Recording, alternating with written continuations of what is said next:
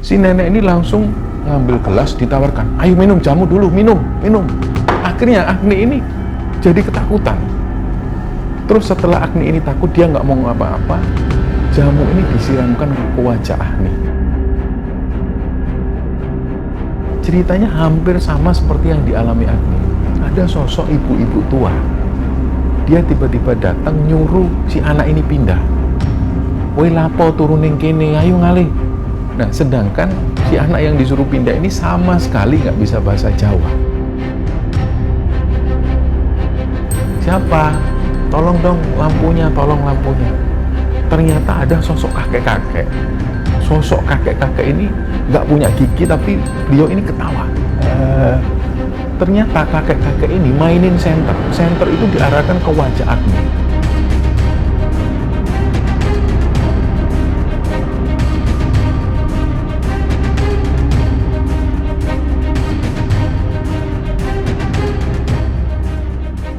Bismillahirrahmanirrahim. Assalamualaikum warahmatullahi wabarakatuh. Sobat Kembara Sunyi dimanapun teman-teman berada, pada kesempatan kali ini kami akan membagikan cerita yang dikirim oleh Sobat Kembara yang bernama Agni yang asalnya dari Jakarta.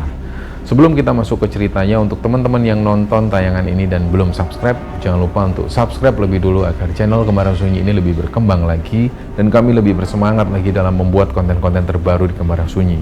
Dan untuk teman-teman yang telah mendukung kami sejauh ini, kami mengucapkan terima kasih banyak. Semoga amal kebaikan teman-teman dibalas kebaikan berlipat oleh Allah Subhanahu wa Ta'ala.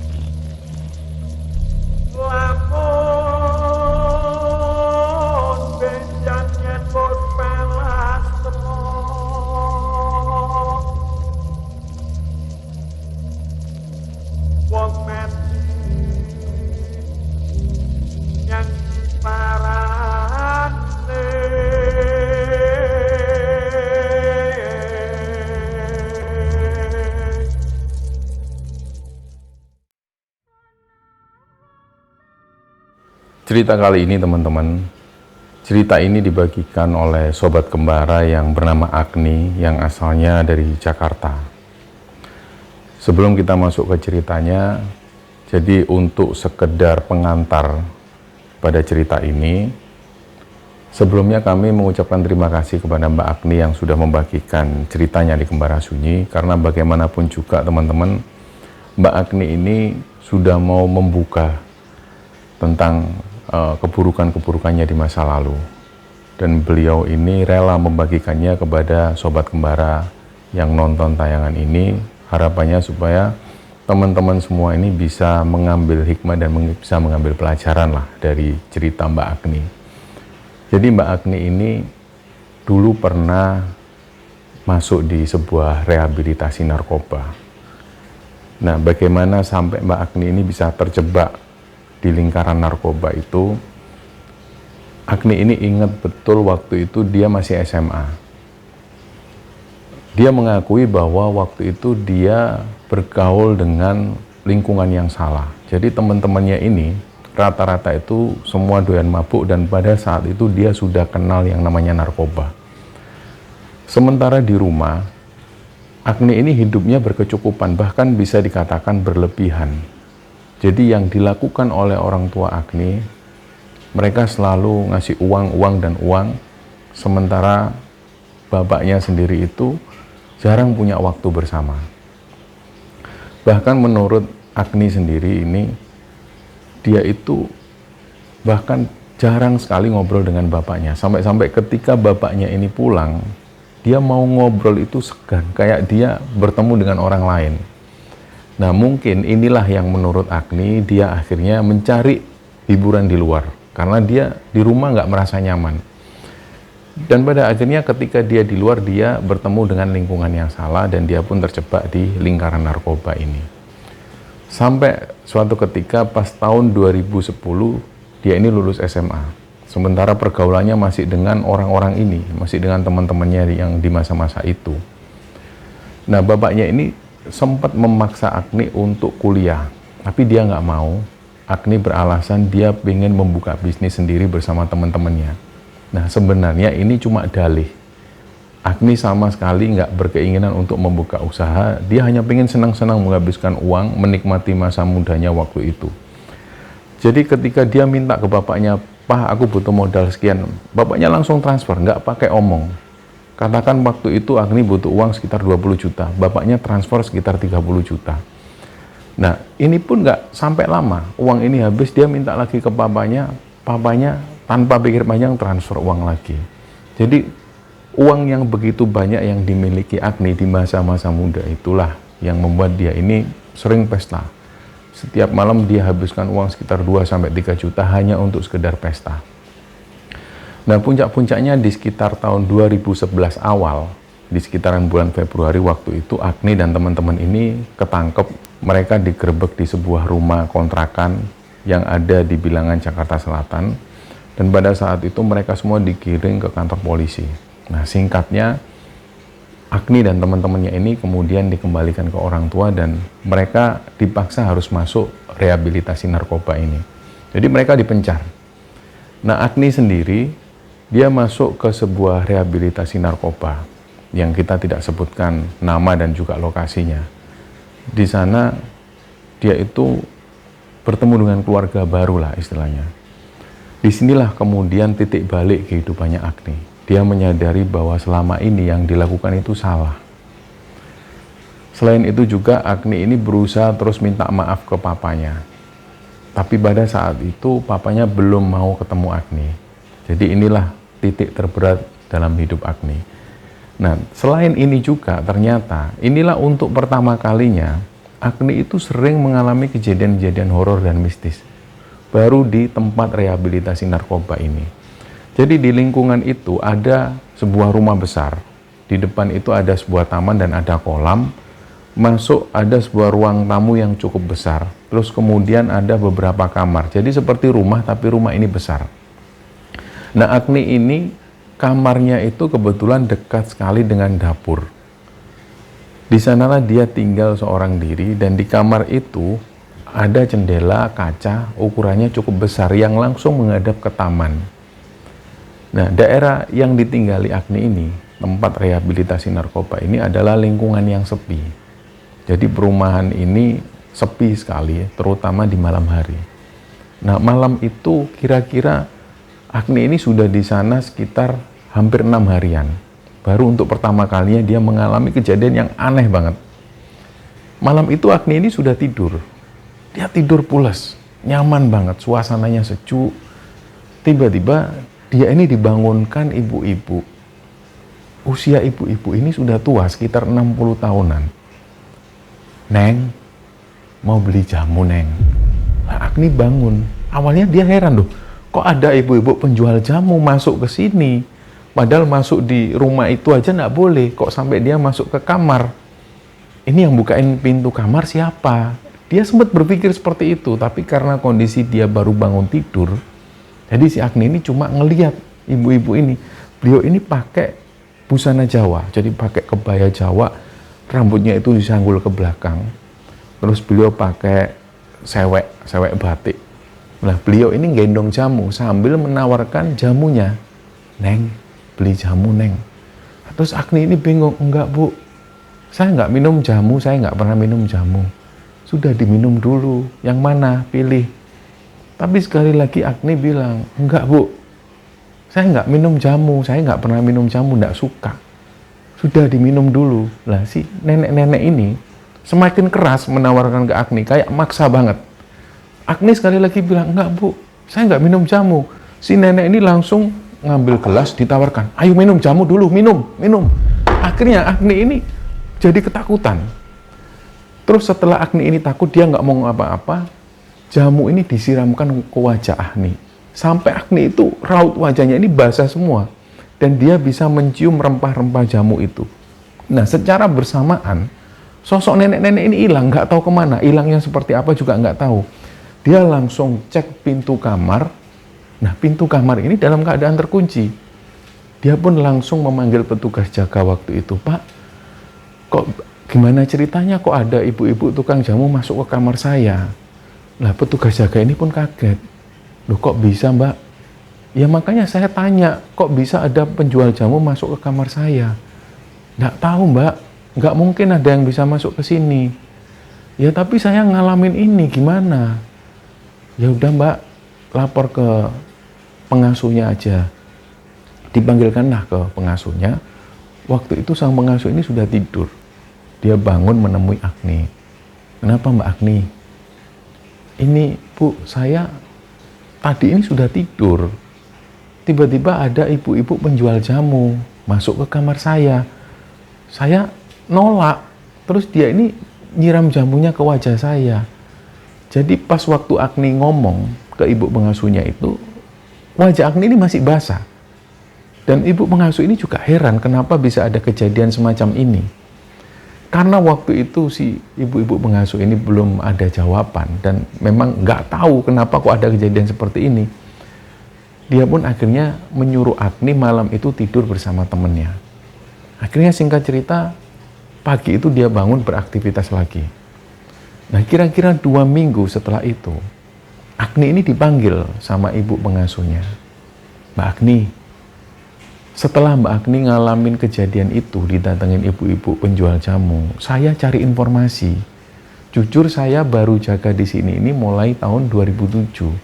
Saya sendiri nggak tahu. Ini rumah ini dulu seperti apa saya nggak tahu. Tapi menurut informasi, orang terakhir yang tinggal di sini ini, itu memang orang Jawa. Ya bisa dikatakan nenek-nenek. Nah, kalau untuk penjual jamunya, saya sendiri belum dapat informasi itu. Tapi kalau yang tinggal di rumah ini dulu orang Jawa memang benar. Dan ada memang nenek-nenek di sini. Ya udah Bu, kalau seperti itu. Saya sendiri juga tidak pernah mengalami kejadian yang semacam ini. Kejadian horor mistis saya nggak pernah, baru kali ini di sini. Nah awalnya, Agni ini berpikir, apa mungkin ini pengaruh obat?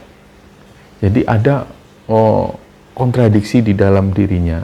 Dari narkoba terus dia dicekoi obat-obatan untuk penyembuhan, apakah mungkin ada pengaruh seperti itu? Agni sempat berpikir seperti itu. Tapi ternyata menurut teman-teman asrama yang lain, ada beberapa teman ini yang juga pernah didatengin sosok-sosok ibu-ibu. Sama, ceritanya hampir sama seperti yang dialami Agni. Ada sosok ibu-ibu tua.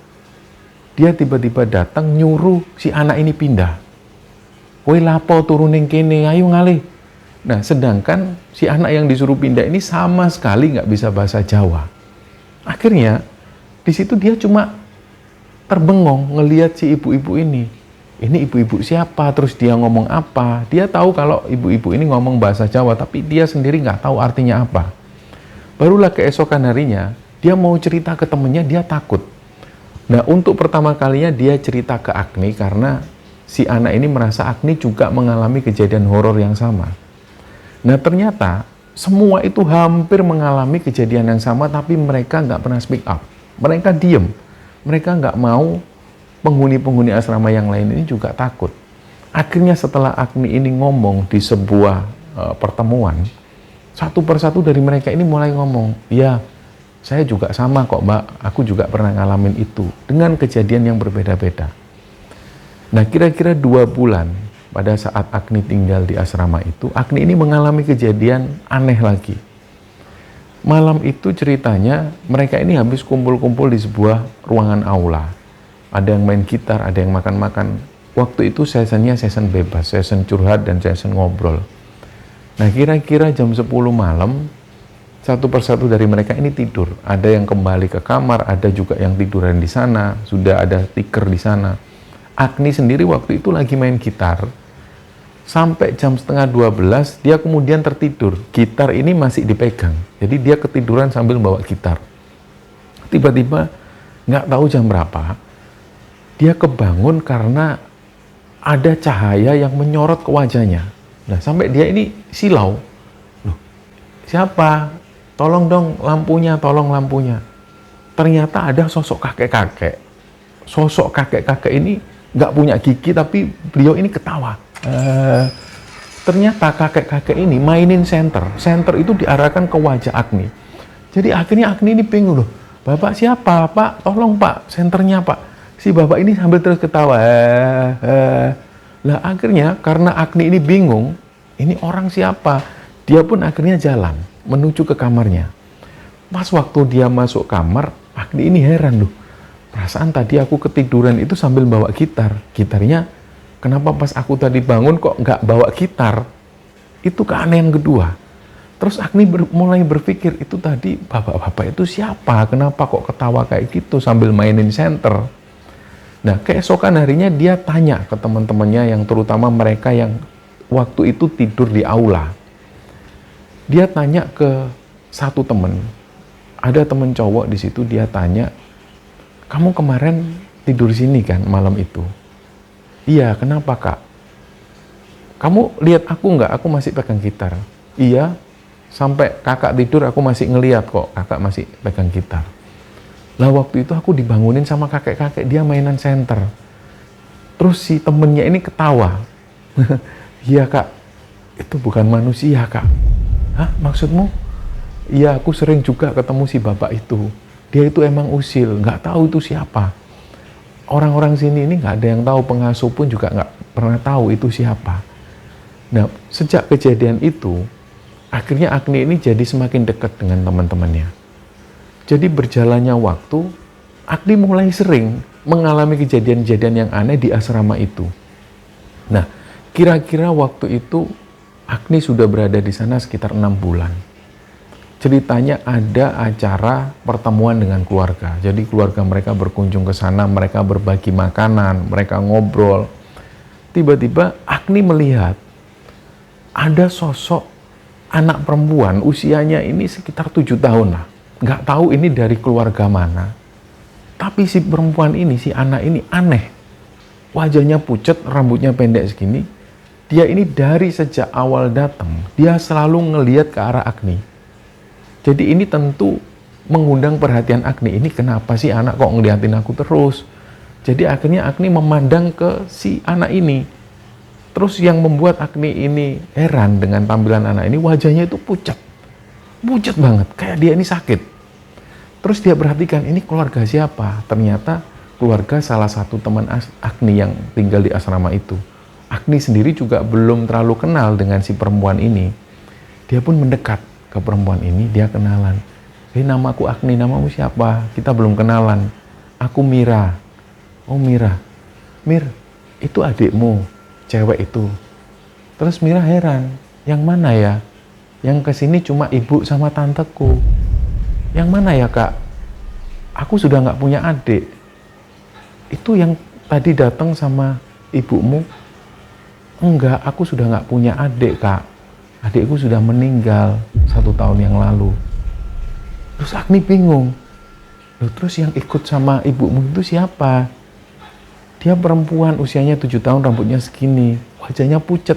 Makanya aku tanya ke kamu, dia ngeliatin aku terus dari tadi." Nah, si Mira ini menjelaskan ke Agni, "Kak, adikku itu sudah meninggal 1 tahun yang lalu. Waktu itu hujan deras, terus adikku ini main sama teman-temannya, dia tenggelam di salah satu waduk." Nah, Agni pun bingung lah, terus itu siapa? Nah, si Mira ini buka HP, nunjukin foto adiknya. "Yang kakak lihat kayak gini, ceweknya." Terus Agni kaget loh, iya memang ini anaknya. Tadi aku lihat tapi kok nggak ada lagi. Terus si Mira ini wajahnya itu sedih, tapi dia nggak nangis. Dia wajahnya sedih. Dia yakin kalau yang dilihat Agni itu adiknya. Tapi pertanyaannya kenapa kok si anak ini ngeliatin ke arah Agni terus? Agni jadi bingung. Akhirnya setelah kejadian itu Agni ini semakin bingung. Dia sempat cerita ke ibunya, "Bu, aku itu Agni ini nggak pernah mengalami hal-hal horor atau mistis. Bahkan Agni nggak bisa melihat makhluk tak kasat mata. Nggak bisa. Tapi setelah Agni ini masuk di tempat rehab ini, kok Agni jadi sering ketemu hal-hal yang semacam ini ya? Coba deh ibu tanya apa mungkin ini pengaruh obat." Agni juga takut nanti kejiwaan Agni ini terganggu. Nah, pas Agni ngomong seperti ini ke ibunya, tentu ibunya juga ngerasa khawatir. Jangan-jangan dia ini jiwanya juga terguncang.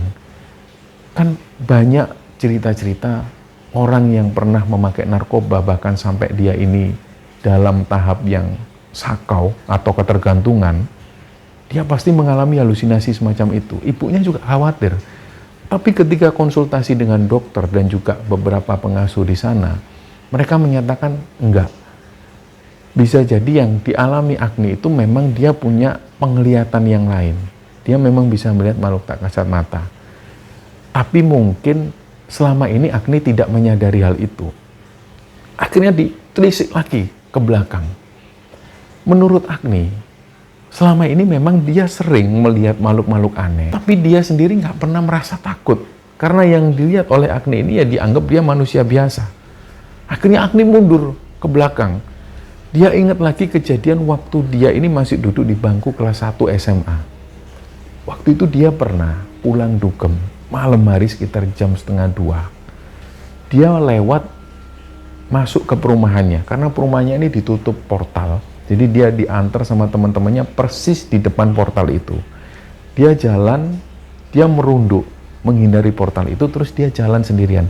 Rumah Agni ini masih 2 blok lagi dari portal itu. Pas waktu jalan, Agni tahu dia melewati beberapa rumah-rumah kosong di sana. Nah, dia ini melihat ada seorang perempuan nyapu halaman di jam seperti itu. Tentu Agni ini awalnya merasa aneh, tapi lagi-lagi karena dia berpikir positif, dia menganggap ini memang orang. Mungkin dia nyapu-nyapu halaman, mungkin karena pagi harinya ada acara yang sangat pagi sekali, sehingga dia harus membersihkan dari jam seperti itu. Jadi Agni ini nyapa si perempuan ini, "Bu, kok pagi amat?" Nah, si perempuan ini jawab, "Iya Neng, baru pulang Neng." "Iya Bu." Agni ingat perempuan ini rambutnya panjang, dia pakai dress putih, panjang sampai ke bawah. Nah, tapi waktu itu Agni sama sekali tidak berpikir bahwa dia ini bukan manusia. Jadi dia sempat ngobrol dan sempat menyapa. Nah, beberapa waktu kemudian Agni juga ingat, waktu itu dia masih duduk di kelas 1 SMA juga. Malam itu ada tetangga Agni, tetangga persis di samping rumah. Malam-malam Agni ini nggak bisa tidur, karena waktu itu dia habis make, dia keluar rumah. Dia pingin ngerokok, karena dia nggak boleh ngerokok di rumah. Dia keluar, dia ngerokok. Nah, pas waktu dia ngerokok, tiba-tiba dia ini pingin keluar rumah. Jadi dia buka pagar, dia keluar sambil jalan-jalan pelan ke arah komplek itu. Nah, dia melihat di samping rumah Agni ini, kita sebut namanya Pak Johan. Pak Johan ini duduk-duduk sambil baca koran. Dikira Agni waktu itu masih jam 8 atau jam 9 malam. Dia pun nyapa Pak Johan. Terus Pak Johan ini menutup korannya, tapi nggak membalas sapaan dari Agni. Pak Johan cuma diem. Akhirnya Pak Johan baca koran lagi. Agni pun jalan lagi, dia langsung menyalakan rokoknya. Nah, pas waktu Ani ini balik menuju ke rumahnya, otomatis dia lewat rumah Pak Johan. Dia ngelihat Pak Johan sudah nggak ada di sana lagi. Barulah di situ Agni masuk kamar, dia nggak bisa tidur sampai jam 2:30 dini hari.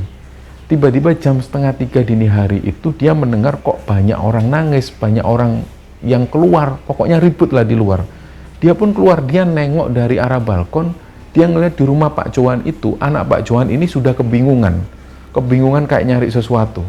Terus Agni penasaran, dia turun. Dia akhirnya menemui keluarga Pak Johan, dia tanya, "Kenapa?" "Ya Mbak Agni, Papa nggak ada, Papa meninggal Mbak, barusan."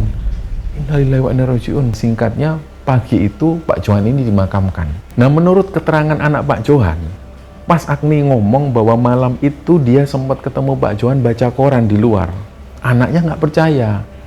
"Enggak Mbak Agni, nggak mungkin. Karena Papa itu sudah hampir 1 mingguan nggak pernah keluar. Beliau ini nggak bisa jalan Mbak. Mau ke toilet aja pun diantar. Itulah kenapa semalam sebelum Papa ini meninggal, biasanya Papa ini minta diantar ke toilet sekitar jam 2 atau setengah 3. Beliau mesti kencing. Tapi malam itu pas mau dibangunkan sama Mama, Papa ini nggak bangun. Jadi kalau Mbak Agni lihat Papa baca koran itu nggak mungkin." Nah, Agni kaget. Oh, akhirnya dia menyimpulkan.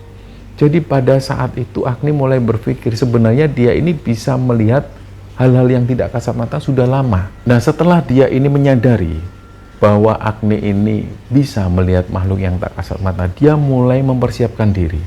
Seandainya nanti ke depannya dia melihat hal-hal semacam itu lagi, dia harus lebih siap. Dan dia mulai berpikir kira-kira apa yang harus dilakukan kalau dia ketemu sosok halus semacam ini lagi. Nah, ternyata pada saat Agni ini sudah siap, malah dia nggak pernah ketemu. Jadi dia masih ada di asrama itu, dia sambil nunggu kira-kira ibu-ibu penjual jamu itu datang lagi nggak? Kalau datang aku bakal nanya, maksud dia apa? Ternyata nggak datang. Dia juga menunggu bapak-bapak yang nggak punya gigi, yang sempat mengarahkan senter ke wajah Agni itu, ditunggu juga. Ternyata beliau juga nggak pernah datang. Nah, pada saat Agni ini siap, sosok-sosok ini malah nggak pernah datang. Nah, tiba-tiba suatu malam, Agni ini nggak bisa tidur. Menurut Agni waktu itu mungkin ini adalah pengaruh obat. Jadi dia nggak bisa tidur. Dia mulai pusing, dia mulai mukul-mukul sesuatu. Nah, menurut Agni, dia waktu itu kayak merasa sakau lah, sakit semua badan. Dia ingin melakukan sesuatu. Jadi dia ingin make waktu itu, tapi dia coba alihkan perhatian. Terus akhirnya dia terpaksa keluar kamar. Dia menuju ke ruang tamu. Dilihat di situ penjaga ini duduk-duduk di depan sambil mendengarkan musik. Nah, si Agni ngelihat si penjaga ini ada di sana, dia kemudian menuju ke belakang, ke taman belakang. Di taman belakang itu, Agni melihat ada sosok perempuan. Dia ini duduk sendirian di sana. Awalnya Agni berpikir mungkin ini salah satu teman asrama, dideketin lah. Waktu itu Agni bilang, "Lu punya rokok nggak?" Tapi si cewek ini diem, dia nunduk. Jadi posisinya itu membelakangi Agni. "Lu punya rokok nggak? Lu ngerokok nggak?" Si Agni tetap tanya seperti itu, tapi si cewek ini diem. Nah, mohon maaf waktu itu Agni ini sempat ngumpat, "Anjing lu." Dia terus balik. Si Agni ini balik. Pas waktu Agni ini balik, dia otomatis membelakangi perempuan ini. Nah, belum masuk ke arah rumah itu, si cewek ini ngomong, "Lo yang anjing, lo yang anjing." Dia teriak-teriak seperti itu. Akhirnya Agni noleh, takut. Pas waktu Agni ini noleh, si cewek ini dilihat betul oleh Agni.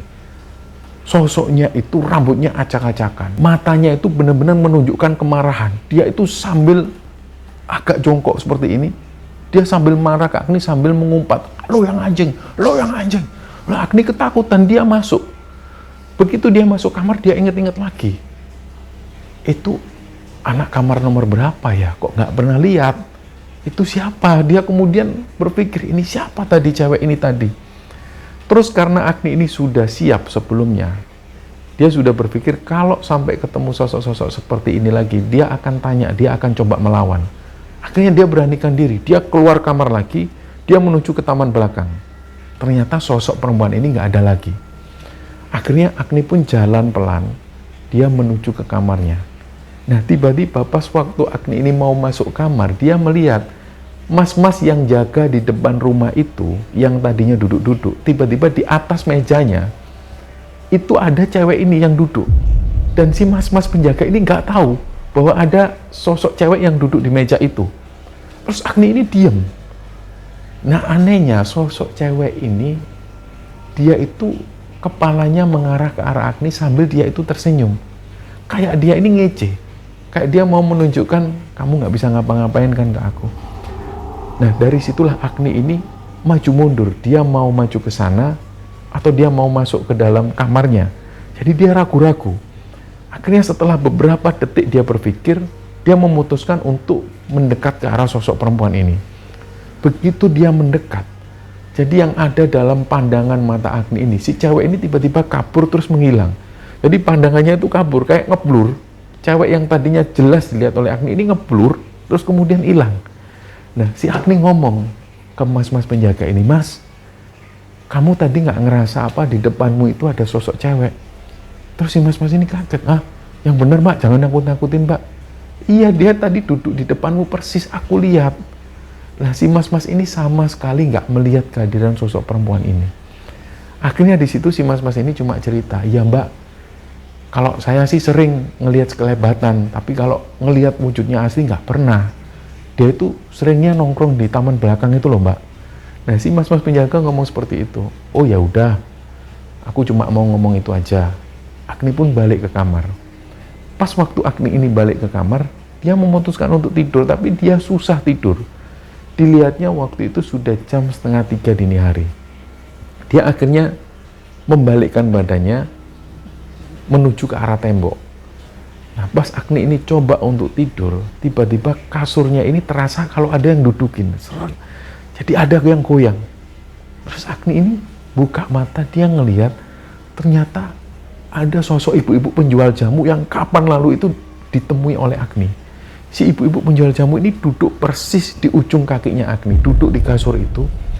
Nah, Agni ini dia nggak bisa ngapa-ngapain, tapi dia ingat dia harus melawan ini. Terus Agni tanya, "Bu, ngapain kamu di sini? Jangan ganggu aku." Anehnya pas waktu Agni ngomong seperti ini, badannya itu nggak bisa digerakkan sama sekali. Jadi benar-benar kaku. Dia coba melawan itu nggak bisa, noleh sedikit pun nggak bisa. Sementara si ibu-ibu ini dia masih duduk di sana, sambil si ibu ini noleh ke arah Agni. Agni cuma ngomong seperti itu, "Bu, ibu kenapa di sini? Jangan ganggu saya." Si ibu-ibu ini pun mendekat. Terus dia itu membisikkan sesuatu di telinga Agni. "Nyingkreo kon teko kene. Nyingkre." Dia ngomong seperti itu. Akhirnya Agni ini ngerasa berisik tapi dia nggak bisa gerak. Nah, puncak-puncaknya Agni ini nangis. Dia nggak kuat mendengar suara teriakan dari si ibu-ibu ini. Sampai kemudian sosok ibu-ibu ini pun menghilang. Nah, beberapa hari kemudian baru Agni ini berani cerita ke ibu-ibu pengasuh. Dia bilang, kata-kata si ibu-ibu ini bilang, "Nyingkreo, nyingkreo." Itu artinya apa ya, Bu? Nah, si ibu pengasuh menjelaskan, itu disuruh pergi, Mbak. Nah, emangnya kenapa kok saya disuruh pergi? Kenapa nggak dari kemarin-kemarin? Nah, saya sendiri nggak tahu. Atau gini aja, kalau Mbak Agni nggak nyaman, Mbak Agni pindah kamar aja. Jangan di situ lagi. Ya deh, aku pindah kamar deh. Agni pun akhirnya pindah ke kamar atas. Kamar atas itu sempat ditempati oleh seorang laki-laki, namanya Roni. Akhirnya si Roni ini pindah ke kamarnya Agni. Jadi tukar. Nah, pas waktu Agni pindah ke kamar atas itu, pemandangannya tentu lebih bagus. Di situ ada balkonnya. Tapi Agni sendiri nggak menyangka ternyata gangguannya itu lebih ekstrim di lantai atas. Malam pertama Agni ini sudah diganggu. Jadi di lantai atas itu, keluar kamar, ini ada semacam ruang tamu kecil lah. Ada ruang TV di sana. Bisa untuk kumpul sekitar 10 orang. Nah, malam itu Agni ini tertidur. Tidurnya itu lebih sore, nggak seperti biasa-biasanya. Terus dia kebangun, dia lihat jam itu sekitar jam 11:30 siang. Dia buka pintu kamar, dia itu pengen ngerokok, cari tempat untuk ngerokok. Ternyata pas dia buka pintu kamar, itu ada sosok perempuan yang pernah dilihat oleh Agni. Sosok perempuan ini pakai baju putih, dia ini duduk di depan TV. Jadi TV ini dilihat di depan persis, kayak bener-bener bukan orang lihat TV, karena TV ini ada di depan wajahnya persis. Nah, Agni ini langsung kaget melihat pemandangan seperti itu. Langsung otomatis Agni ini setelah kaget dia tanya, "Lu ngapain di situ?" Si perempuan ini tetap diam. Jadi kita bisa bayangkan, ini TV, layar TV, sedangkan si cewek ini wajahnya itu didekatkan di arah TV ini. Nah, Agni tanya seperti itu, "Lu ngapain di situ?" Tapi si cewek ini tetap diam. Akhirnya Agni pun mendekat. Sebelum Agni mendekat, dia ini ambil bantal. Ada bantal-bantal kecil untuk duduknya anak-anak di sana, diambil satu, dilemparlah ke arah cewek ini. Nah, waktu itu Agni ngelihat sendiri, bantal ini tembus, sama sekali nggak menyentuh si perempuan ini. Nah, Agni ini semakin jengkel dengan sosok ini. Dia ambil apapun yang ada di sana. Waktu itu Agni melihat ada sisir yang tergeletak. Sisir diambil, dilempar ke cewek ini, tapi lagi-lagi tembus. Sampai waktu itu Agni ini melihat ada keranjang baju-baju kotor. Keranjang ini cukup besar, terbuat dari rotan. Diambil sama si Agni, dilempar ke arah si cewek ini, barulah cewek ini hilang. Nah, setelah kejadian itu, Agni ini jadi semakin berani menghadapi sosok-sosok semacam ini. Jadi di atas itu ternyata gangguannya lebih ekstrim. Hampir setiap malam Agni ini selalu diganggu. Malam kedua, dia mendengar di atap itu ada yang jalan, benar-benar jalan, dak, dak, dak, dak. Agni sempat keluar, dia ngelihat dari balkon, nggak ada siapa-siapa. Terus dia coba tidur lagi. Ada suara lagi, dok, dok, dok, dok. Kayak benar-benar ada orang yang jalan terus lari. Dek, dek, dek, dek, dek, dek, dek, dek, dek, dek, dek. Seperti itu terus. Nah, saking jengkelnya si Agni ini, dia keluar sambil ambil asbak. Asbak itu dilempar ke atas, terus dia sambil ngumpat, anjing. Nah, setelah itu, suara ini pun berhenti. Agni masuk kamar lagi. Belum sempat dia tidur, dia dengar lagi ada suara orang yang jalan, dek, dek, dek, dek. Saking jengkelnya si Agni ini, dia coba naik ke atas lewat jemuran. Dia coba memastikan siapa yang berlari-larian di atas itu. Ternyata Agni ini sekelebatan ngelihat, dia nggak lihat secara wujud nyata. Tapi sekelebatan dia ngelihat ada sosok berbulu. Sosok ini kayak monyet, tapi bulunya itu hitam semua. Jadi memang sekelebatan dia ini mondar-mandir ke sana kemari, memang kayak berlarian. Nah, disitulah Agni ini kembali ke kamar, dia akhirnya cuek, ditutup telinganya sama bantal, dia tidur. Sementara suara-suara ini masih terus terdengar, duk, duk, duk, duk, duk, duk, duk, duk, terus seperti itu. Malam ketiga, Agni ini mencium ada bau-bau aneh. Dia itu mencium seperti bau kemenyan. Terus dia ingat bahwa malam itu adalah malam Kamis, malam Jumat. Dia kemudian menghubung-hubungkan mungkin ada orang di sekitar sini yang bakar kemenyan karena ini Kamis malam Jumat. Jadi dia abaikan.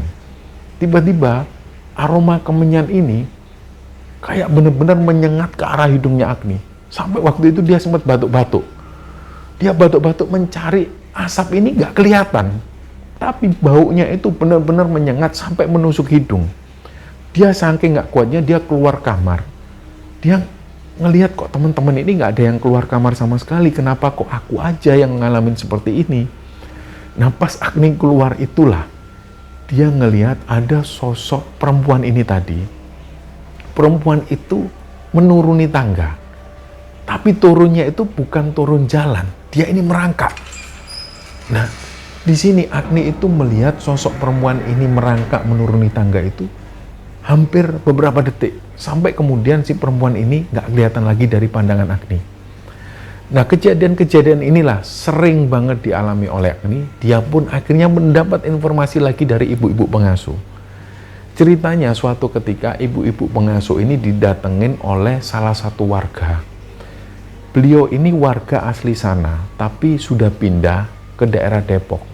Beliau ini menyempatkan diri untuk mampir ke tempat rehabilitasi narkoba ini dan sempat berbincang dengan ibu-ibu pengasuh. Dalam kesempatan itu juga ibu-ibu pengasuh ini tanya ke bapak-bapak ini, Pak, bapak ini kan katanya tadi sempat bilang ini dulu angker. Kenapa kok bapak bilang seperti itu? Akhirnya si bapak-bapak ini pun cerita, dulu pemilik rumah ini orangnya itu misterius sekali. Nggak pernah sama sekali ngobrol dengan tetangga. Nah, beliau itu anehnya tinggal di sana sendirian. Mendiang suaminya ini lebih sering keluar kota. Jadi perlu diketahui, suami beliau itu punya beberapa perusahaan di Jawa Timur dan di Jawa Tengah. Nah, kabarnya kata orang-orang, Bu, saya sendiri nggak pernah lihat, tapi istri saya pernah melihat. Si ibu-ibu ini punya 3 pengawal. Pengawalnya itu juga perempuan semua yang rata-rata tua. Jadi tampilannya itu seperti nenek-nenek usia 70 tahunan. Dan busananya itu seperti busana Jawa. Itu bukan manusia. Dan semua orang di sini sudah pernah melihat sosok nenek-nenek ini semua. Tiga-tiganya mereka pernah lihat.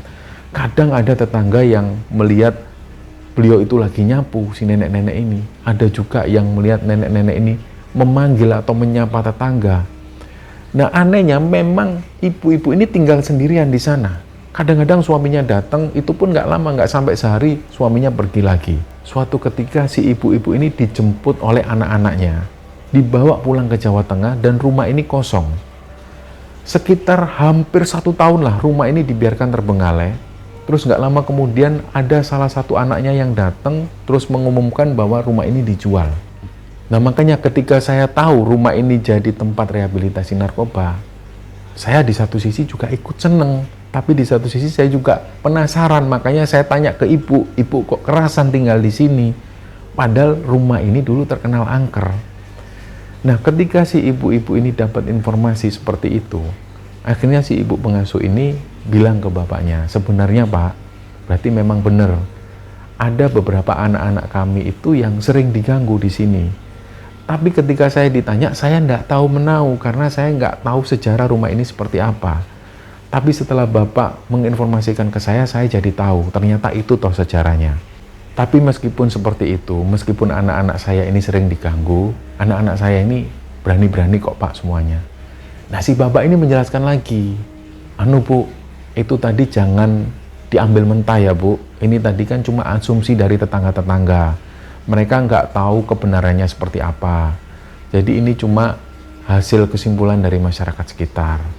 Kembali lagi kepada ibu, kalau memang ibu kerasan ya sudah biarin aja, diabaikan aja kalau ada kejadian semacam itu.